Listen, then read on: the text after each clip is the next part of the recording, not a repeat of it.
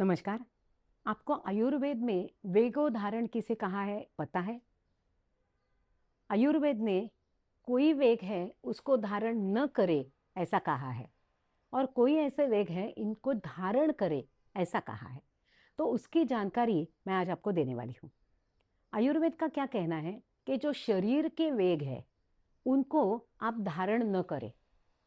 इसका मतलब क्या? तो कभी हमें छींक आ जाती है या नींद आती है, भूख लगती है, तो ये जब भी होता है, तो जब भी छींक आती है तो अगर हम कोई प्रोग्राम में हैं, तो वो हम उसको रोकते हैं। या यूरिन की भावना होती है, तो हम कहाँ ट्रैवल कर रहे हैं, तो हम उसे रोकते हैं।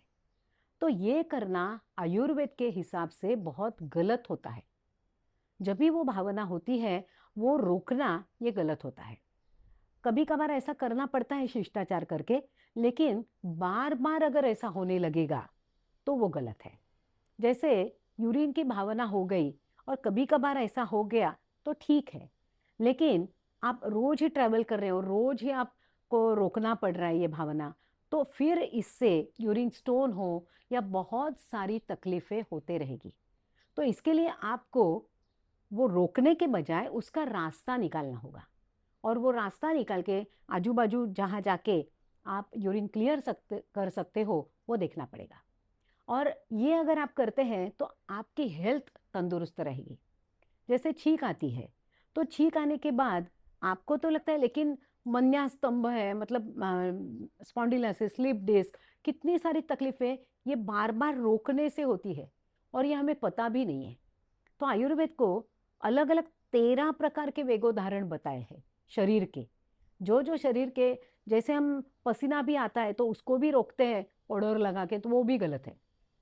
जो नेचुरल जो है वो बाहर आना भी जरूरी है, वो रोकेंगे तो शरीर में रह के तकलीफ होगी।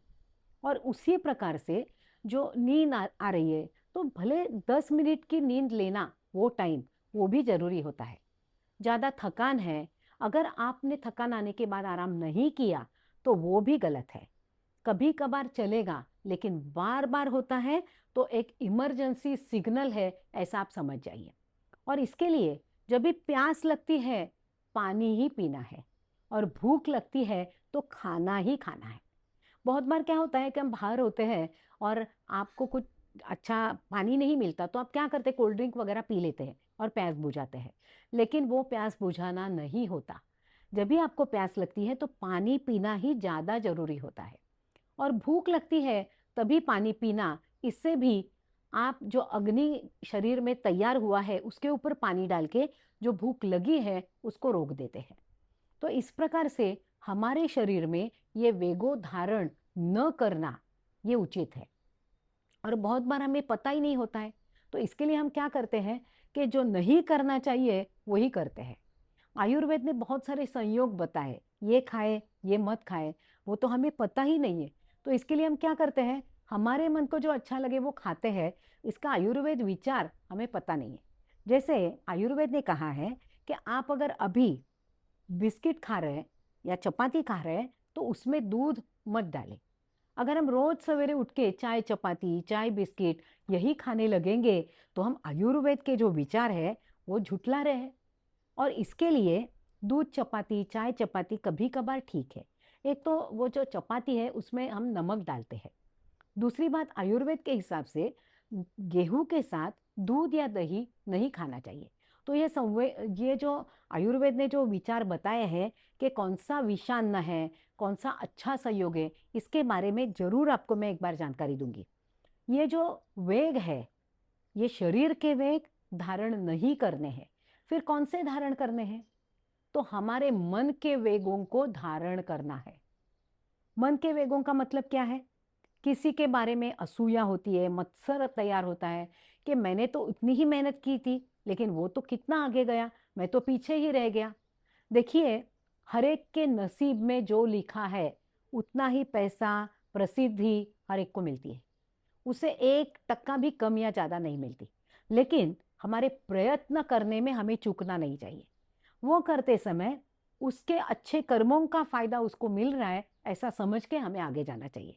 लेकिन अगर हम मत्सर करते हैं तो उससे हमारी सेहत बिगड़ती है, उसकी सेहत नहीं बिगड़ती, उसको कुछ तकलीफ नहीं होती। तो इसके लिए ये जो मनोवेग है, तो उनको कंट्रोल कंट्रोल रखना, यही सच्चा आयुर्वेद विचार है।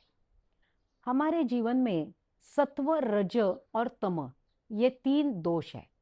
तो ये जो 3 विचार आयुर्वेद ने दिए हैं कि जो सात्विक खाना खाता है उसका विचार सात्विक होता है, जो ऐशो आराम का जीना जीता है वैसा ही रहता है, उसका राजसी विचार होता है, रज। और जिसके खाने की ना कोई समय है, ना कोई आचार विचार है, और शरीर के वेग हो या मनोवेग हो, वो किसी के बारे में कुछ देखता ही नहीं है, तो वो तामसी व्यक्ति होता है।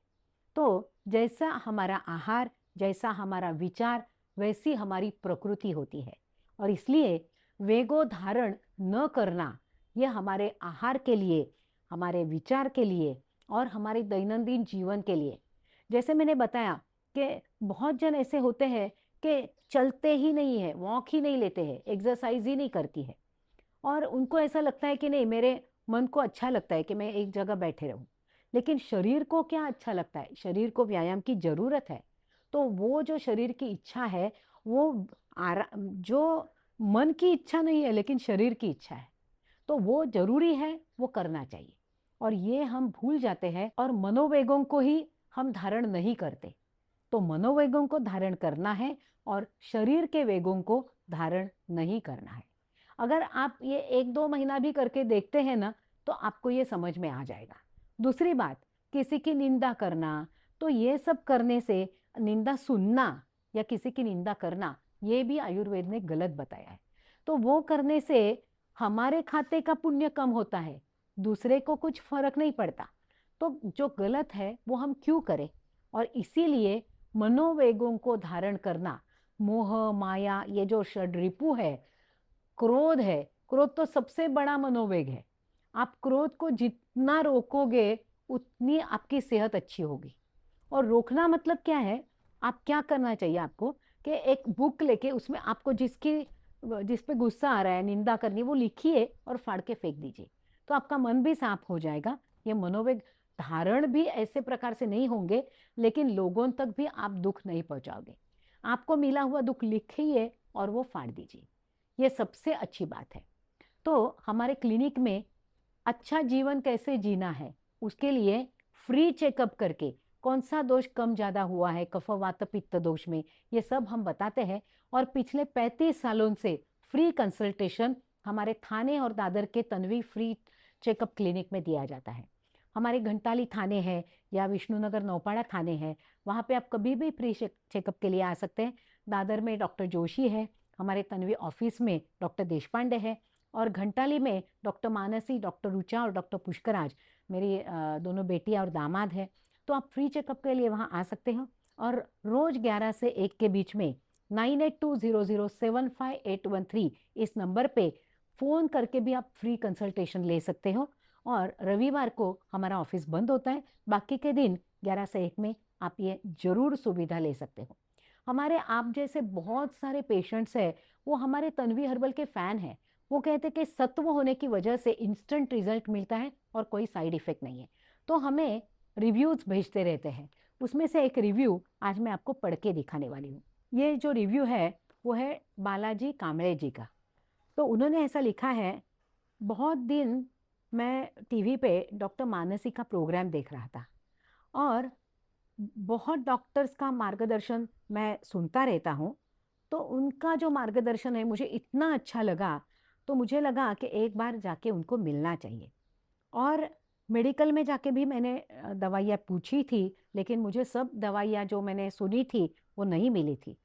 तो मेरे मामा को भी हार्ट की तकलीफ थी, तो इसके लिए मैंने जो जो ट्रीटमेंट्स बताई थी वो लेके इतना फ़ायदा हो गया कि अभी उनको जो तकलीफ थी वो पूरी तरीके से कम हो गई। अभी उनको ज़्यादा कोई तकलीफ नहीं होती है, कितना भी श्रम करने के बाद भी थकावट नहीं लगती है। तो आपकी जो टैबलेट्स है अभी हमारे यहाँ केमिस्ट के पास भी मिलने लगी है। और जहाँ जहाँ मैं जाता हूँ, ये तन्वी हर्बल संजीवनी जैसा कैसा काम करती है, तन्वी शता है आपकी, शतजीवंती है, हार्ट टॉनिक, इसका मैं इसकी जानकारी लोगों तक पहुँचाता रहता हूँ। और जब भी अपनी सेहत अच्छी है तभी अच्छी सेहत का ख्याल रखने के लिए तन्वी शता कैसे काम करती है, ये मैं लोगों को बताता हूँ। और आपने इतनी सुंदर दवाई बनाई, इसके लिए आपका बहुत आभार। बालाजी कांबळे जी, आपका भी बहुत आभार। आप लोगों तक ये प्रेरणा पहुंचाते हैं कि तन्वी शता ले और हेल्दी रहे। धन्यवाद।